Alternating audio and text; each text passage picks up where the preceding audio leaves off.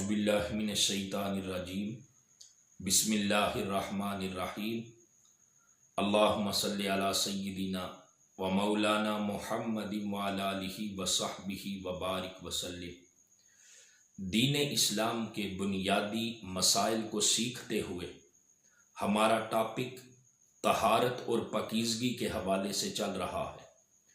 اسی ٹاپک کو جاری رکھتے ہوئے آج میں آپ کو غسل کے فرائض کے بارے میں بتاؤں گا۔ غسل کے 3 فرض ہیں۔ پہلا فرض کلی کرنا، دوسرا فرض ناک میں پانی ڈالنا، اور تیسرا فرض پورے جسم کے اوپر پانی کو بہانا۔ اب ان 3 فرائض کی میں مکمل تفصیل تھوڑی سی آپ کے ساتھ شیئر کروں گا۔ پہلا فرض کلی کرنا۔ ہم کلی کہاں کرتے ہیں؟ منہ میں پانی ڈالتے ہیں۔ اب منہ میں پانی ڈالتے ہوئے منہ کے اندر ہمارے دانت ہیں، ہماری زبان ہے، جبڑے ہیں، زبان کی اوپر اور نیچے والی کروٹ ہے، دائیں بائیں والی کروٹ ہے، اور پھر یہ جو منہ ہے اس میں اوپر والا حصہ ہے، نیچے والا حصہ ہے، پھر حلق ہے۔ اب کلی کرتے ہوئے ہم نے، اگر روزہ نہیں ہے تو پھر کلی کرتے ہوئے ہم نے مبالغے سے کام لینا ہے، یعنی منہ میں پانی ڈالتے وقت ہم نے غرارہ کرنا ہے تاکہ جو ہمارے منہ میں کوئی ایک حصہ بھی خشک نہ رہے۔ اب کون سا حصہ منہ میں خشک رہ سکتا ہے؟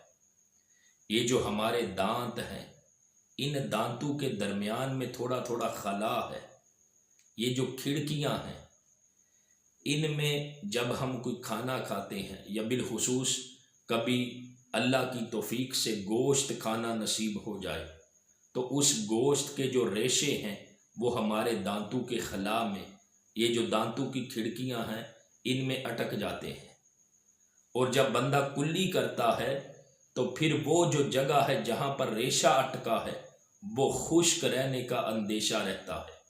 اس لیے ان ریشوں کو نکال دینا چاہیے، خلال کرنا چاہیے، صاف کرنا چاہیے۔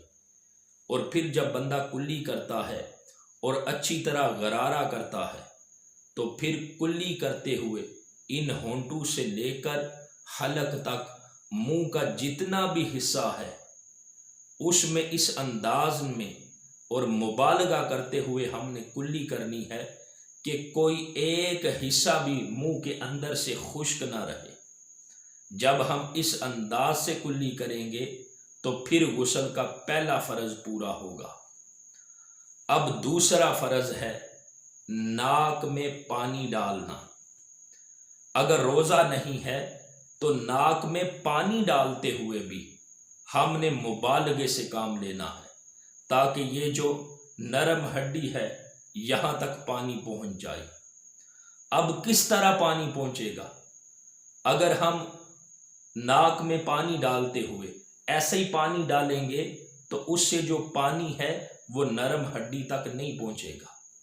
اب اس کا کیا طریقہ ہے؟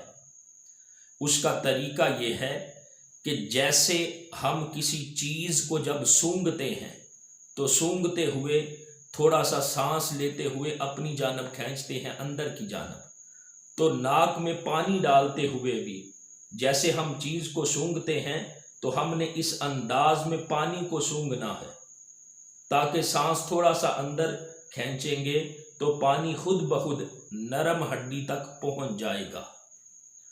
اور پھر ناک میں پانی ڈالتے ہوئے اس بات کا ہمیں خیال رکھنا ہوگا، اگر کسی کے ناک میں ریشہ ہے، رطوبت ہے، کسی کے ناک میں وہ رینٹ ہے، نکٹی ہے، تو اس کو صاف کرنا چاہیے، اس لیے کہ اگر وہ خشک ہو جائے تو خشک ہونے کی وجہ سے پانی اوپر نہیں جائے گا، نرم ہڈی تک پانی نہیں پہنچے گا۔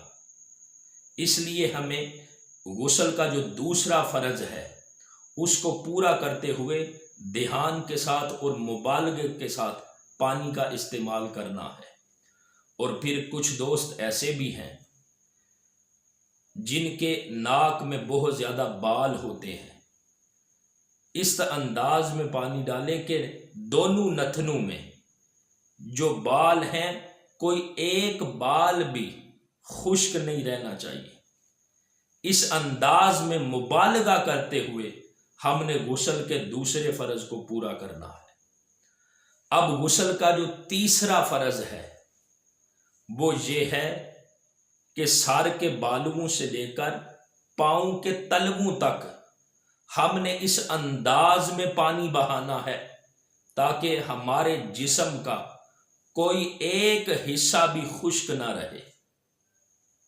اب کون سی جگہ ہے جس کے خشک رہنے کا اندیشہ ہو سکتا ہے؟ نمبر 1، یہ جو ہمارے ہاتھوں کی انگلیاں ہیں یا بالخصوص جو پاؤں کی انگلیاں ہیں، ان کے اندر جو خلا ہے وہ خشک رہ سکتا ہے۔ اس لیے ہمیں غسل کرتے ہوئے انگلیوں کا، ہاتھ کی انگلیاں اور پاؤں کی انگلیاں، پانی کے ساتھ ان کا خلال کرنا چاہیے۔ اور پھر یہ جو ہماری ناف ہے، ناف میں بھی جب ہم پانی ڈالتے ہیں اپنے جسم کے اوپر تو ناف کو بھی تھوڑا سا ہاتھ کے ساتھ مل لینا چاہیے تاکہ ناف والا کوئی ایک بیرونی حصہ بھی خشک نہ رہنے پائے۔ اور پھر یہ جو ہمارا یہ بغلو والا حصہ ہے، کندھوں والا، اس کے نیچے بھی ہمیں احتیاط کے ساتھ پانی ضرور ڈالنا چاہیے، ضرور پانی بہانا چاہیے تاکہ ہمارا یہ حصہ بھی خشک نہ رہے۔ اور پھر یہ جو ہماری ٹانگوں والا حصہ ہے، بالخصوص یہ ران کے اندر والا حصہ، یہاں پر بھی بڑی احتیاط کے ساتھ ہمیں پانی بہانا چاہیے تاکہ پورے جسم پر ہمارا ایک بال بھی کوئی ایسا نہ رہے جو کہ خشک رہ جائے۔ اس انداز میں ہمیں غسل کا تیسرا فرض پورا کرنا ہے۔ بلکہ فقہا نے تو یہاں تک احتیاط بیان کی ہے، اگر جسم پر جو بال ہیں ان بالوں کی کوئی نوک کا حصہ بھی خشک رہ گیا تو پھر غسل نہیں ہوگا۔